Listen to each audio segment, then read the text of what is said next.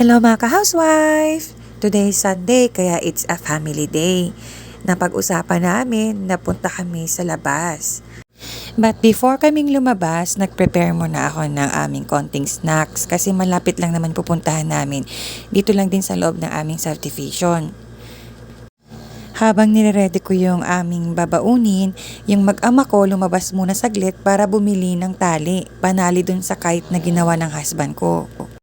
Nag-air fry na lang ako ng ham na pabilog na binili ng husband ko sa suki naming store sa Marikina, yung mga bilihan ng mga frozen foods. Tapos itong wheat buns na binili ng husband ko, dito ko na ilalagay. Kinang ko lang siya ginawa. Para mamaya, bili na lang kami ng inumin doon. Pero magbabaon pa rin kami ng tubig. So napakasimple lang paggawa ko ng baon. Yan, ready na. Dumating na yung mag-ama ko kaya sabi alis na daw kami. Pero that time, nagdedebate kami kasi gusto kong magdala ng mga upuan. Pero sabi ng husband ko, wag na daw. Gusto ko kasi sana dalhin yung dalawang upuan namin doon. Magaan lang naman, madaling bitbitin pero ayaw niya. So ayan, palabas na kami sa aming village. Tapos pupunta lang kami sa pinakamalaking playground or park nitong subdivision namin. Pinaka main playground ng aming subdivision. Kasi dito maraming mga villages. Pero isa lang na subdivision kami nabuo. Nag-promise kasi yung husband ko sa anak ko na dadalhin niya sa weekend. Sakto ngayong Sunday, yung anak namin para magpalipad ng saranggola. So ginawa niya ng mas malaki yung anak ko ng kite. Ito pala yung paglabas mo, pero sa loob pa rin ito ng subdivision namin. Ang kagandahan dito, hindi mo na kailangan lumayo or lumabas ng subdivision kasi andito na lahat. May shopping mall, may mga grocery stores, may mga fast food, may school, may sariling simbahan. Kumbaga, all in nandito na. Kaya ito yung isa sa mga pinagusto namin dito sa lugar na to kasi hindi mo na kailangan lumayo. Ito yung favorite na McDo ng anak ko. Favorite din namin.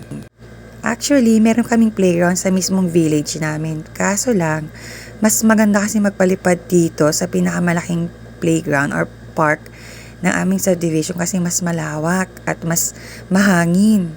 Doon kasi sa village namin may mga puno so nakakasabit ng saranggola. This time, nagdedebate na naman kami ng husband ko kasi sabi ko, paano kami uupo? Ay, ito pala, ito yung Jollibee, yung Chowking at yung Burger King. Tapos, dito kami nag-grocery sa Save More. Meron ding Tokyo, may Dunkin' Donut, may Inasal, at may KFC sa banda ron. Tapos, pag ikot mo ng rotonda, meron din kaming sariling simbahan.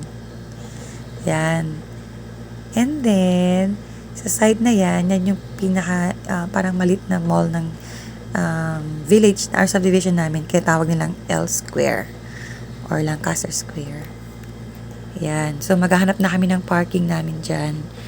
Para, kasi yung likod nito, nung square, yan na yung pinaka playground or park ng aming subdivision. Marami din sa loob bilihan. Mga kainan, mga parang malit na mall din siya. Ganun. So, ayan, nakahanap kami ng aming parking space kahit ang dami kasing tao ngayon. Sunday, marami din nagsimba, marami din nagpark. So, dito na kami ngayon sa bandang likod. Side, actually, pinaka-side nung playground or park. Kasi malawak to hanggang sa pinakadulo pa sa kabilang side. So, dito kami pumwesto. Medyo mainit pa nga nung pumunta kami. Medyo maaraw pa na paaga, mga alas 3 ata to or magpo 4 p.m. Pero okay na rin kasi nakahanap kami ng magandang pwesto. Nasa pinakagitna kami. Pero later on, hindi na siya magiging mainit. Tapos nagulat kami na anak ko, may naglalakad na lalaki na maporma.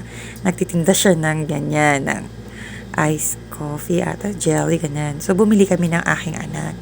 Trinay namin, binibiro ko pa ngayon nagtitinda na, Kuya, mas mukha pa ako nagtitinda sa'yo kasi ang forma ng damit mo. Sabi niya, galing daw siya ng simbahan. Nagsimba muna siya bago siya nagtinda. Ano daw siya, working student. Ayan, nag-try na yung aking husband magpalipad ng kanyang saranggola na ginawa niya. Pero nakailang trial and error sila dyan kasi nga babagsak na naman yung saranggola. Tapos aayusin na naman ng husband ko yung kite na yan. Pero ang ganda tumambay dito mga ka-housewife kasi mahangin, alam mo yung nakakawala ng mga stress sa buhay. Charot. Doon para sa banda roon sa gitna nitong square, may mga slides, may mga palaruan ng bata. And ito naman yung part na open space talaga. Pero doon marami pagpipilian na mga pwedeng palaruan.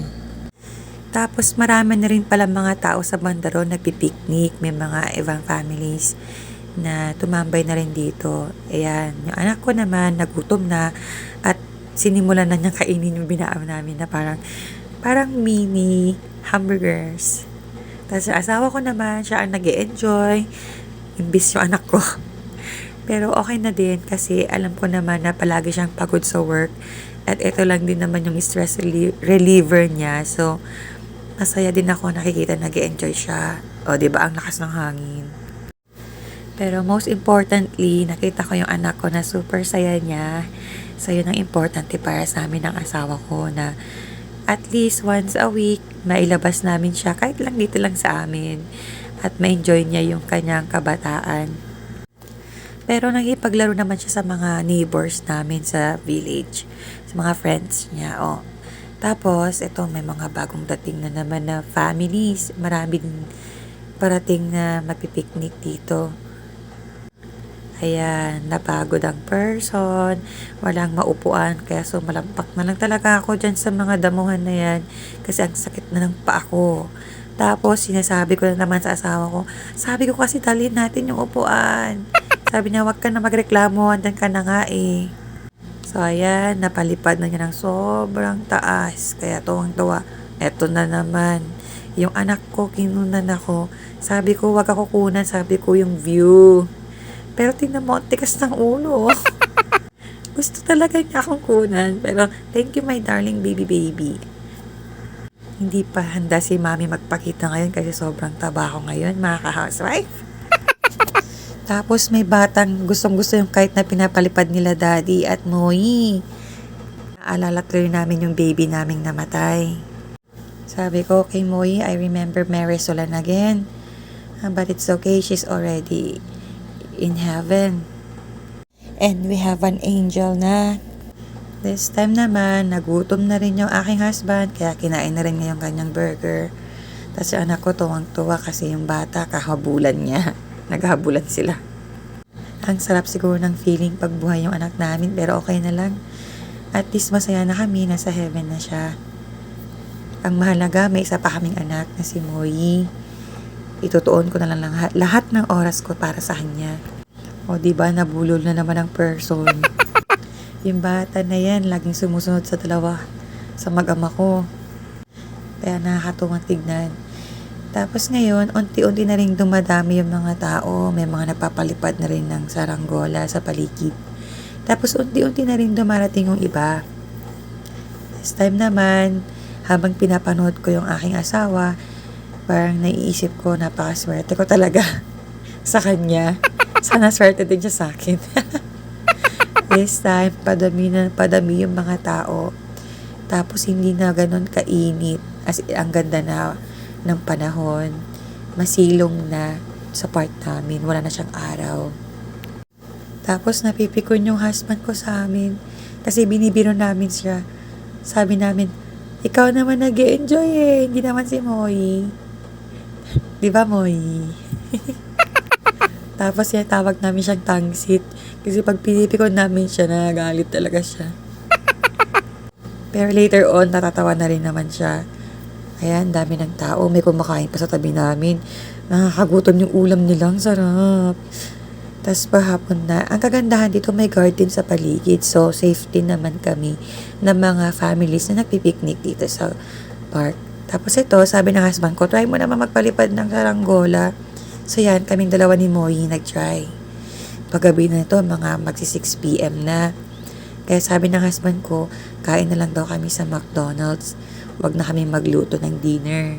So iniwan ko na sila doon at naglakad-lakad ako malapit dito. So maraming kainan dito, may mga tiyanggihan. So, pero mostly parang banchetto style to, maraming pang pagkain. Tapos, yung dalawa, bumalik na din. Papunta kami sa sasakyan. Iwan lang namin yung mga gamit namin. Dito lang sa may tapat ng MC Depot.